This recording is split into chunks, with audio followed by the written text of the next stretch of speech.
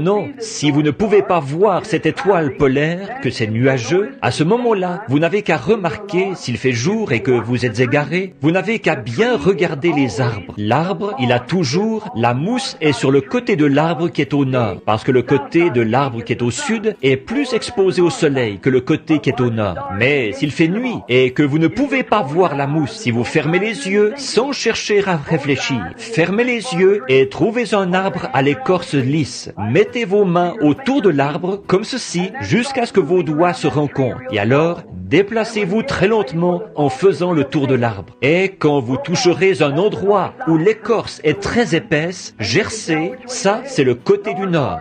Les vents, alors vous pouvez savoir dans quelle direction vous allez, au nord ou au sud.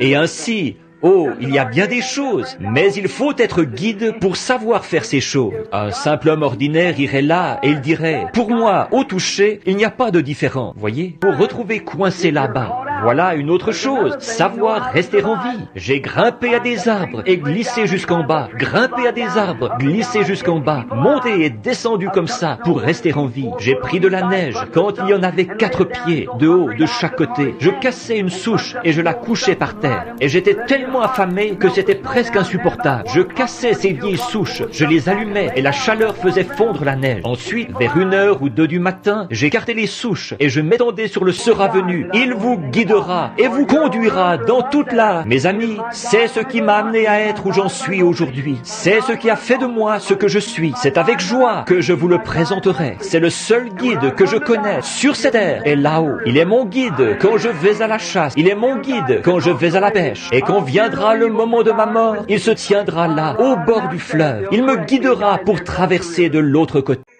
Alors, je sais qu'il y a peut-être des gens assis ici qui viennent de l'Église apostolique, ou je veux dire de l'Église pentecôtiste unie, et eux, c'est ce qu'ils enseignent.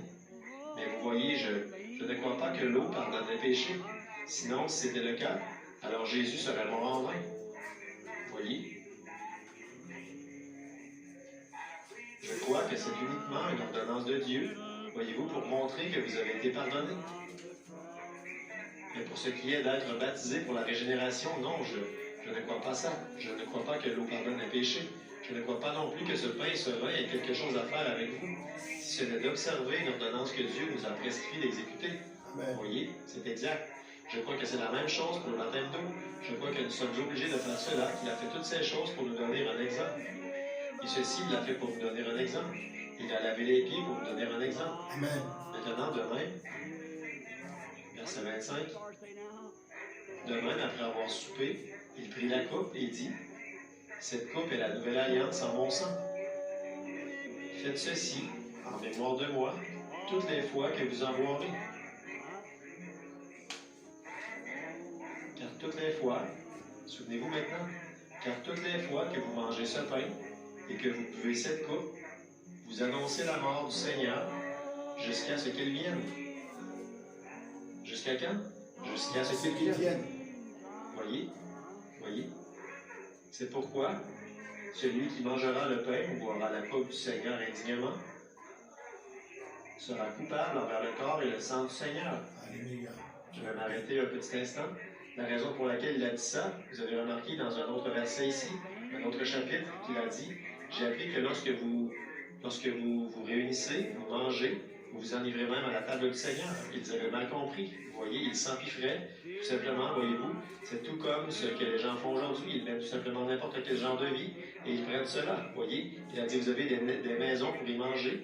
Voyez-vous, mais ceci est une ordonnance que nous devrions observer. Voyez-vous, maintenant, que chacun donc s'examine soi-même et qu'ainsi il mange du pain et boit de la coupe. Car celui qui mange et boit sans discerner le corps du Seigneur, mange et boit un jugement contre lui-même. Voyez?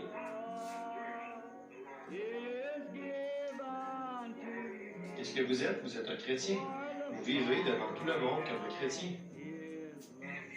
Et si vous prenez cela et que vous ne vivez pas comme un chrétien, vous ne discernez pas le corps du Seigneur. Vous placez une pierre d'achoppement sur le chemin de quelqu'un d'autre, voyez-vous? Quand on vous voit essayer de faire ça alors que vous ne menez pas la vie que vous devriez mener, voyez-vous? Vous ne discernez pas le corps du Seigneur. Maintenant, regardez bien la malédiction qui est rattachée à ça. C'est pour cela qu'il y a parmi vous beaucoup d'infirmes et de malades et qu'un grand nombre sont endormis. La traduction correcte de ce mot, Frère Perry, c'est mort. Voyez? Voyez-vous, un grand nombre sont morts. Si nous nous jugions nous-mêmes, nous ne serions pas jugés. Amen. Voyez-vous, si nous nous jugeons nous-mêmes, nous ne serons pas jugés. Voyez? Et quand nous sommes jugés, nous sommes châtiés par le Seigneur, afin que nous ne soyons pas condamnés avec le monde. Voyez-vous, pas de lien avec le monde. Ainsi, mes frères, lorsque vous vous réunissez pour le repas, attendez-vous les uns les autres. Voyez? Si quelqu'un a faim, qu'il mange chez lui, afin que vous ne vous réunissiez pas pour attirer un jugement sur vous. Je réglerai les autres choses quand je serai arrivé. Voyez?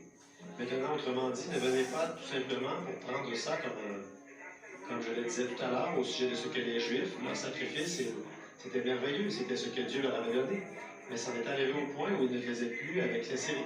Ils ne le faisaient plus avec sincérité, et avec révérence et avec ordre, et finalement, c'était devenu tout simplement, c'était devenu une puanteur à son nez. Maintenant, c'est la même chose quand nous venons prendre le souper du Seigneur. Là. Nous devons y venir en sachant ce que nous faisons. Tout comme quand vous entrez dans l'eau pour être baptisé au nom de Jésus-Christ, vous savez ce que vous faites. Vous vous identifiez à l'Église parce que Dieu a placé en vous Christ.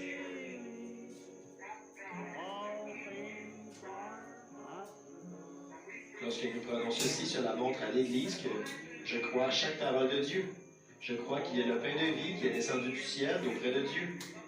Je crois que chaque parole qui est dit est la vérité. Je lis de cela pour autant que je sache, et Dieu est mon juge. Par conséquent, devant mes frères, devant mes sœurs, je ne jure pas, je ne blasphème pas, je ne fais pas ces choses, parce que j'aime le Seigneur et le Seigneur le sait, et il m'en est témoin. Par conséquent, devant vous, je prends ce morceau de son corps, avec la connaissance